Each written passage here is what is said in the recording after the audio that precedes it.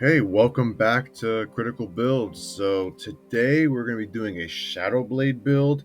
However, this is very similar to the Bladesinger build. So I'm going to try to make this a quick video just because this is kind of a continuation build. So I'm going to run through this real quick. I'm going to put a link in the description to the Bladesinger build because it's going to be the same exact tactics, except at a certain point we're going to take a dip into Cleric just so we could always cast Shadow Blade, because in the Bladesinger build it was either between Shadow Blade and summon spells, but this is a build where if all you want to do is cast Shadow Blade and hit with it with advantage, then this is the build for you.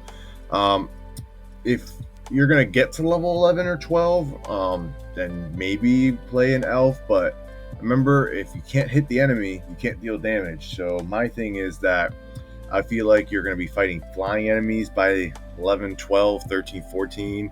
And if you can't get to them, yeah, you can, or wizard, you can cast fly, but then you can't use Shadow Blade. So I feel like you have to play some sort of race that can fly. So again, I'm going to highly recommend, if you're allowed to play a flying race, do a reborn winged tiefling. If you can't, choose a dragonborn or an ASMR, and so they can fly once per long rest. But let's go through the build again. I'm just going to run through this quick just in case if you haven't seen the first video. Level 1, we're going to, like I said, Winged Tiefling Reborn. For this case, do an elf if you like. For the stats, they're going to look just like this. My bad. We need a 13 wisdom so we can go into Cleric, and unfortunately that means our constitution is going to suffer. We need a 16 int because we're a wizard and we don't want to have too bad of a spell save DC, and it goes into a blade song and whatnot, which is our defense. And again, I'm going to go with alert, especially just because we're going to be pumping that dex and not look back, so alert's going to be even better. And let's go to fighter 1. So fighter 1, because we need to get weapon masteries and we need to get a fighting style. So we're going to get 2 weapon fighting so our offhand can deal damage. Then we're going to do the famous not famous, but the new best combo, pretty much, the scimitar and short sword Nick Vex combo with our familiar. Like I said before, we will gain advantage on the first hit, and then assuming we hit, we'll gain advantage on the second hit. So for a while, it'll be advantage on all hits without even have to worry. And yeah, that's it. Wizard 1, level 2. We'll gain spells, take Booming Blade, Firebolt for range, and then Blade Ward, and you get another cantrip later. We'll get Green Flame Blade. The core spells we're going to want: Find Familiar, Absorb Elements, Shield, Silvery Bars, and Featherfall. These are some damage dealing spells if you need to for level 1 or level 2. Level 3, level 2 wizard, we just get more spell preps. We get a cool feature called Scholarly Feature. I recommend Arcana. Level 4, Wizard 3, we get our great features.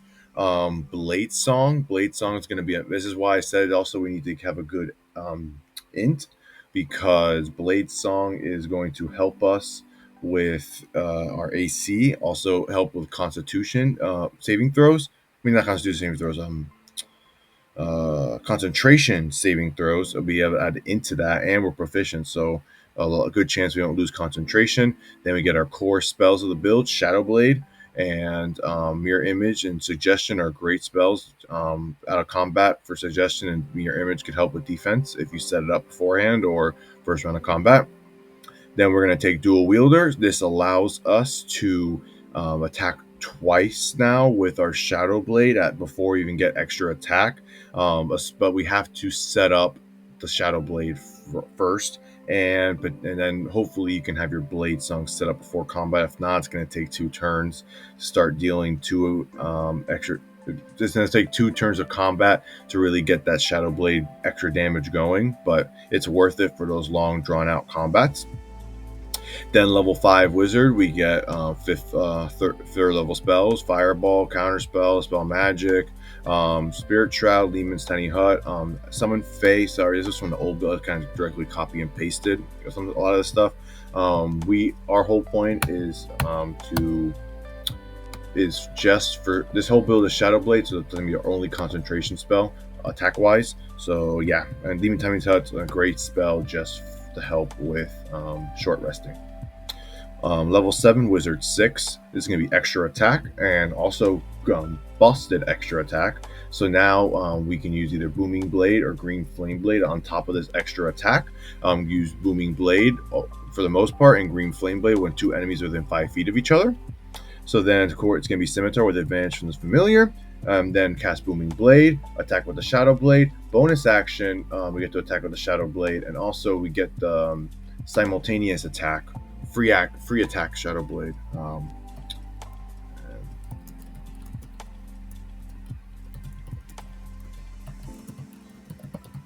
Shadow Blade, and then we get the cast Booming Blade with that. And then we get attack with a Shadow Blade, bonus action Shadow Blade, attack with Shadow Blade when available. But yeah, it's I'm going through this really fast just because I've explained this already. So link in the description. But I explain it a lot better in the other video. But yeah, now we're getting to the new part of this build specifically. So because we're only focusing on Shadow Blade gives us advantage whenever it's dim light or darkness. However, there's going to be points in the campaign where you're fighting in sunlight or no dim light or darkness. So there's only one other way. If you want to do this yourself, of course, if you have allies that can cast some sort of darkness on you, like if they have Summon Fae and Summon Fae can cast has their darkness, and the DM rules that magical darkness is not magical darkness like darkness spell. That's a whole other thing, but I've talked about before. Whatever. If there's other ways that your party can then give you some sort of darkness for advantage on Shadow Blade, scrap this build and just go to the description and do the Bladesinger build that I did before. That one works perfectly and it's better than this one in that regard. But however, if you need to do it yourself, this is the build for you if you want to cast Shadow Blade with advantage always. We're gonna have to take 3 levels of Cleric.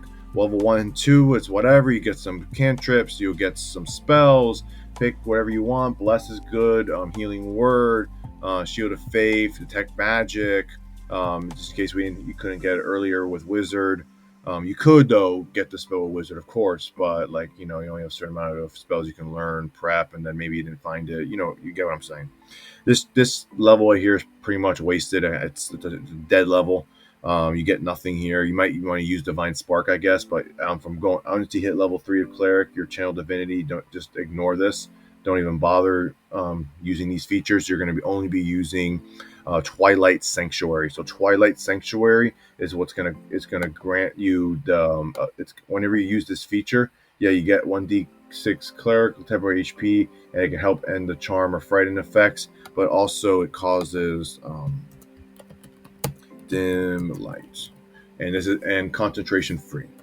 So this means that, but the only problem is this is a full action to cast, so there's some drawbacks. But again, the whole point of this build is if you want to hit with Shadow Blade, so you would set this up. It's also good support for you and your team, getting everyone temporary HP, and then you would always have advantage with your Shadow Blade. And then we're going to go back to Fighter and get Action Surge. So if you really round 1, you could either, if you're not in dim light or darkness, you can use this ability and then use Action Surge, and then can do your whole attack, unless this counts as a magic action. Now I'm not sure, if I'm being honest, because Action Surge says you can only use it with the attack action. So actually, never mind, you cannot do what I just said with 2024. I'm sorry.